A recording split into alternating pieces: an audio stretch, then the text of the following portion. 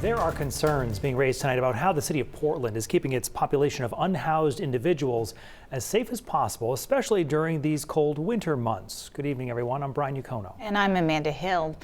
Questions are being asked after the bodies of two men were found yesterday morning on a path frequented by those who are homeless between a nearby supermarket and the city's new shelter. News Center Maine's Pearl Small has our update.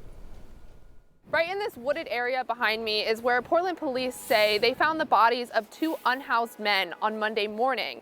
It's also right by a path people say they used to get to the Hannaford from the Homeless Services Center. The HSC did have beds available the night before William Lees and Lee Thomas Johnson were found dead, according to a city spokesperson.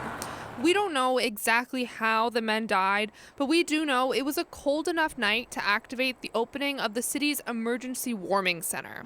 A spokesperson there says they did not turn anyone away that night.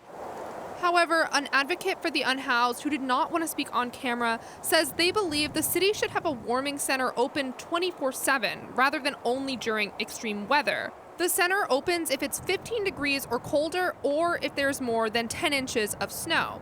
Director of Preble Street's Elena's Way shelter, Henry Meyer, agrees that making all shelters and centers 24/7 would benefit the homeless population, but there are a lot of funding barriers. Meyer put a bigger emphasis on focusing on the location of the shelters. A shelter like the HSC, which is 24/7, is 5 miles from most of the city offices, which is a trek if you miss public transport opportunities. The HSC is a wonderful shelter, but their proximity to the peninsula makes it harder for some folks to access.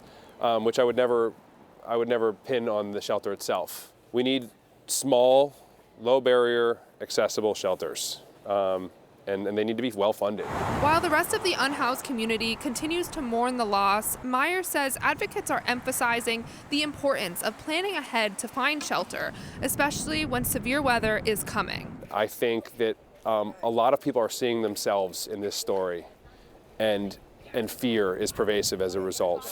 People are afraid after hearing this story. When warming centers open up around the state, you can find the locations through our website. In Portland, Pearl Small, News Center, Maine.